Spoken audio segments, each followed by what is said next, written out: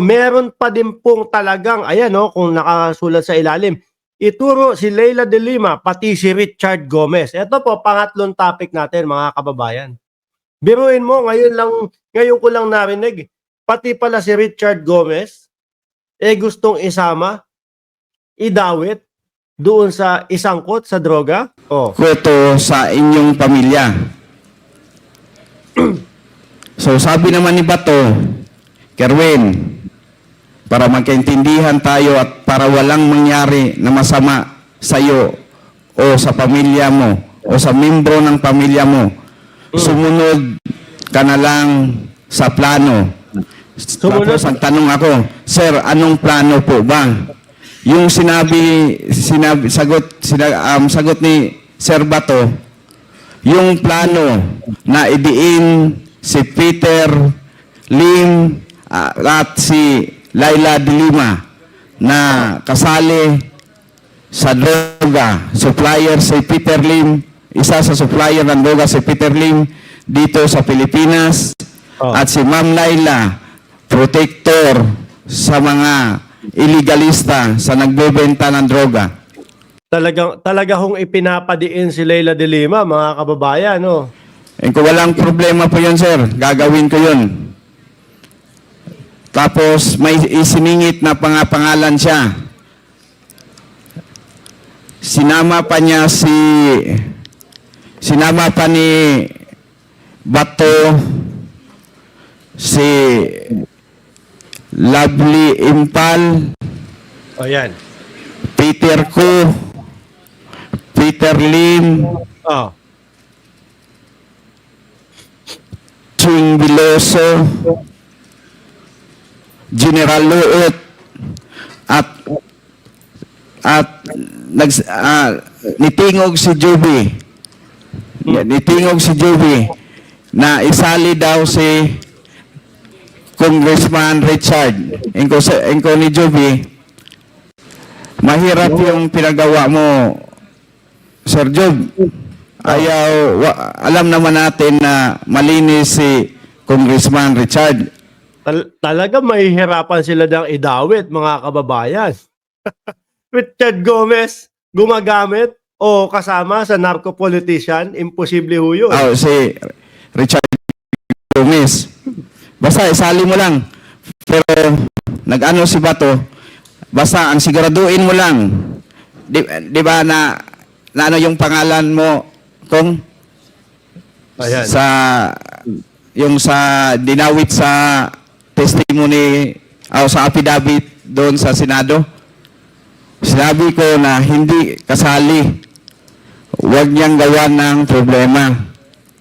Kasi parang may ano siya parang may galit siya noon kay Congressman Richard.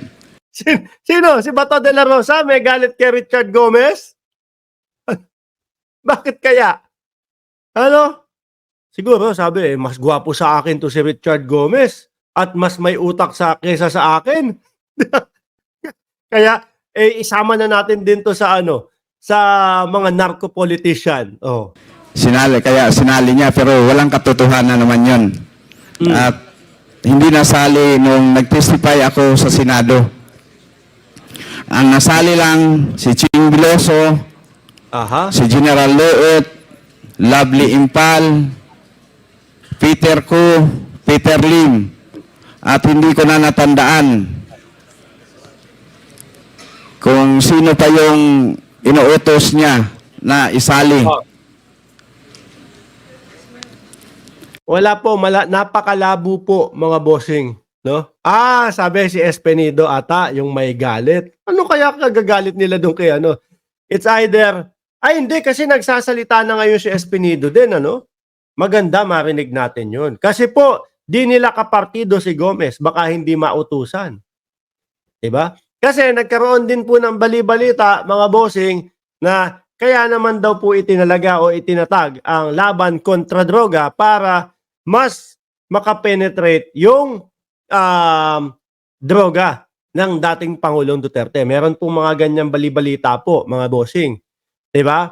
So siguro ang iniisip ko dito, baka naman kaya sinasali si Richard Gomez kasi hindi mapasok. Hindi nila mapasok yung lugar ni Richard. Ano ho? Oh. Yan po ina-analyze lang natin doon sa sitwasyon. Pagkatapos doon, habang nandoon siya sa loob ng kwarto, narinig ng aking ina ang mga sinasabi niya. Pinatawagan niya, denial niya si Dayan. Sabi niya, kausapin mo si Dayan. Ikaw Ronnie sino yan, Dayan? sir? Oh, eto Yung si Ronnie Dayan. Bodyguard daw ni Ma'am Laila.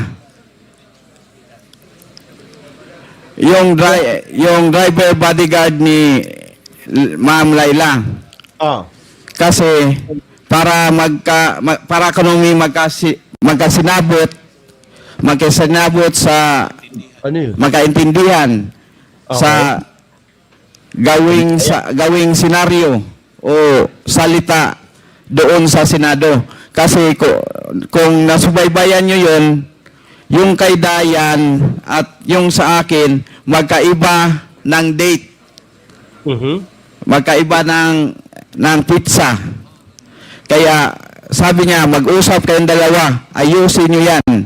Kailangan magtugma ang mga... Oo, kumbaga, pag-usapan yung maigi. Oh. Bago kayo magsalita doon, kailangan tugma-tugma lahat. Oh. Kapag ka nag-usap nga, sabihin natin, ganito yung date, tandaan mo na yan, ha? Huwag mong kakalimutan yan. Saan tayo nagkita? Ito yung ginawa. Oh. Uniform nga naman. At mapapaniwala ang sambayan ng Pilipino. At mapapaniwala doon sa Senado o Kongreso. pizza na nagkaroon ng tanggapan ng pera, drug money, sa dampa Oh. at sa mga lugar. Kasi nagkalain ang amuang istorya ni Dayan, Mr. Cherry. Magkaiba ang inyong kwento. Oh. So, So kaya pinatawag sila muna, ano? Ali muna kayong dalawa. Kasi ayusin nyo yung kwento nyong dalawa. Kailangan magkaparehas. usap kami sila yan, nag-away pa kayo, naglalis pa mi. Inko, Dayan, tarungon tani kay, kung masipya tani, patay na gyud tani, luoy kayo atong mga anak. So, Mr. Chair, point of order. Yes, Congressman Suarez.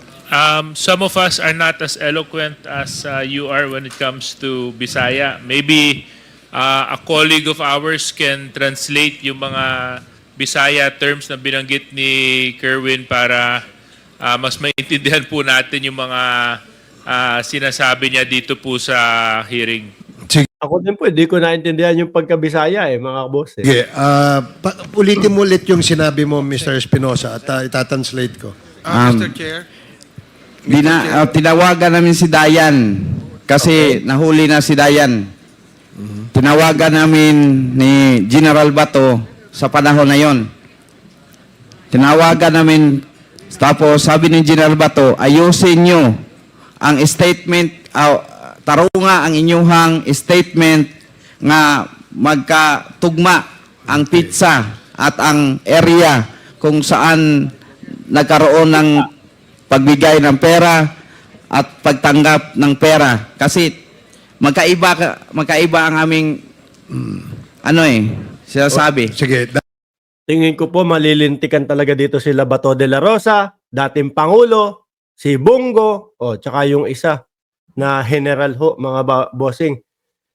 Ang lang sa kanila, kapag talagang hindi nila kapartido, talagang may posibilidad na ganun yung gawin nila. Kagaya niyan, yung kay Richard Gomez, tataniman din nila.